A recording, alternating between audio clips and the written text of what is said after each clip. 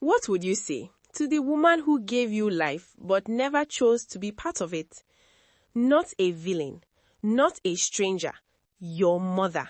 Amara was 6 years old when she learned that love had conditions. Her mother, Grace, stood at the door with a single suitcase and perfume that smelled like a decision already made.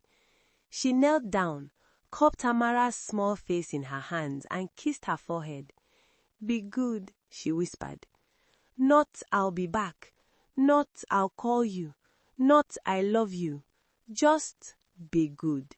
As if Amara's goodness was the only thing that had ever mattered to her. The black car at the end of the road belonged to Richard, a wealthy man who had promised Grace a life she had always dreamed of, a man who made it very clear that the dream did not include another man's child. So Grace chose the dream, and Amara stood at the window, watching the car disappear, until the road was empty and the dust had settled, and her grandmother's hand rested heavy on her small shoulder. She didn't cry that day. She was saving those tears for the nights when no one could hear her. Her grandmother did her best, but best was never quite enough. Amara wore donated clothes, ate simple meals, walked to a school where teachers barely remembered her name. She watched other children get picked up by mothers who smelled of warmth and familiarity, and she learnt very early how to make her face say nothing.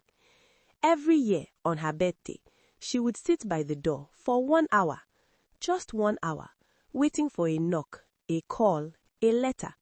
It never came. By the time she turned 13, she stopped sitting by the door. By 16, she stopped thinking about the door.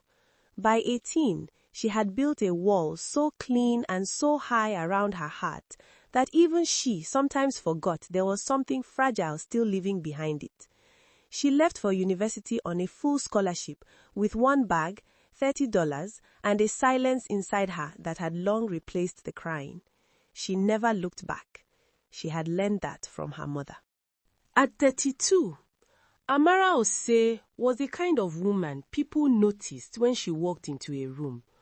Not because she was loud, not because she demanded attention, but because she carried herself like someone who had built every single thing she owned with her own 2 hands, because she had.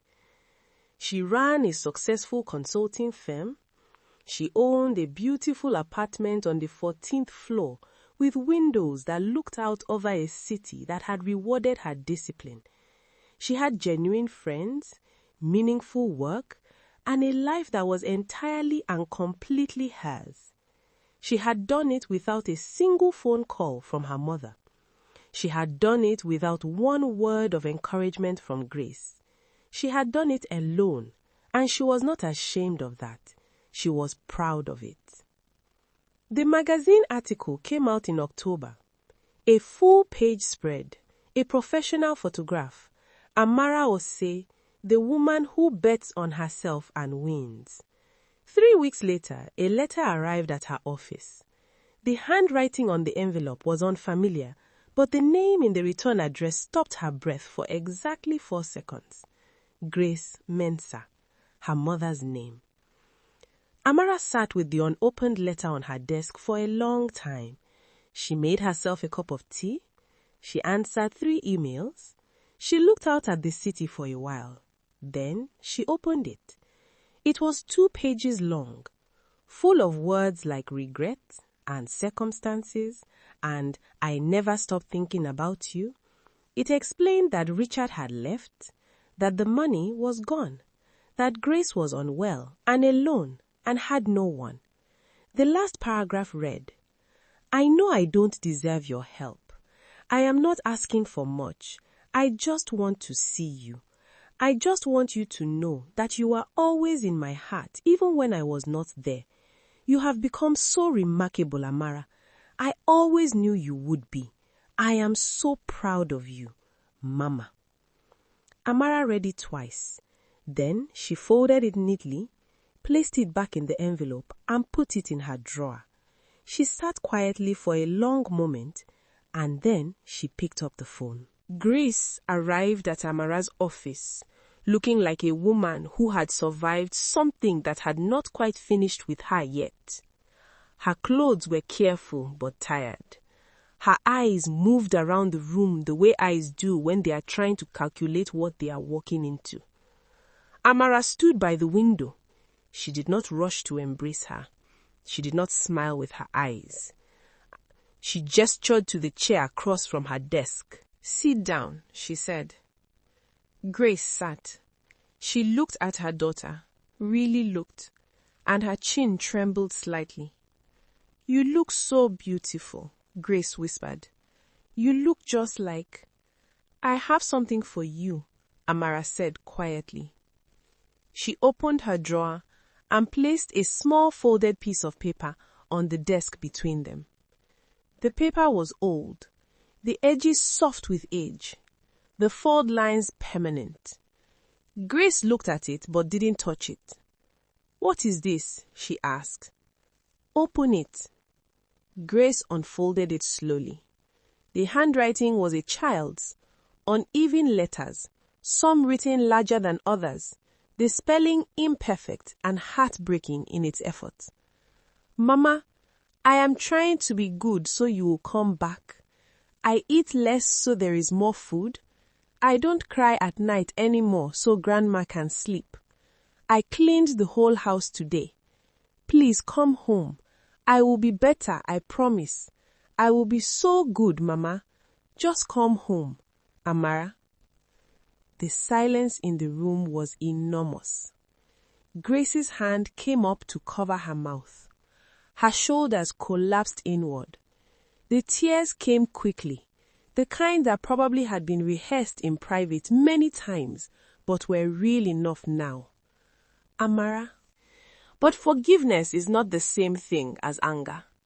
And the absence of anger does not mean forgiveness is owed. You left a 6-year-old child who loved you more than she had words for. You chose a man over your own daughter, and you never, not once in 26 years, picked up a phone.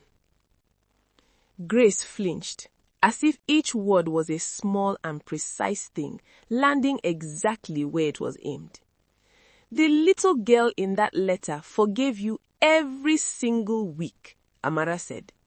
"She forgave you every birthday you missed, every school play, every night she was sick and needed her mother. She forgave you over and over and over again until there was nothing left of her forgiveness to give." She stood up slowly. "That little girl is gone now. And I, the woman standing in front of you, I don't owe you what she already spent." Grace looked up at her daughter through tears. "So what happens now?" she whispered. Amara picked up the old letter and held it for a moment. Then she placed it back in the drawer and closed it. "You go and live your life," she said simply, "and I go and live mine, the way we have always done." She walked to the door and opened it. Grace sat for a moment longer, then she gathered herself slowly, the way old pain teaches you to, and she stood.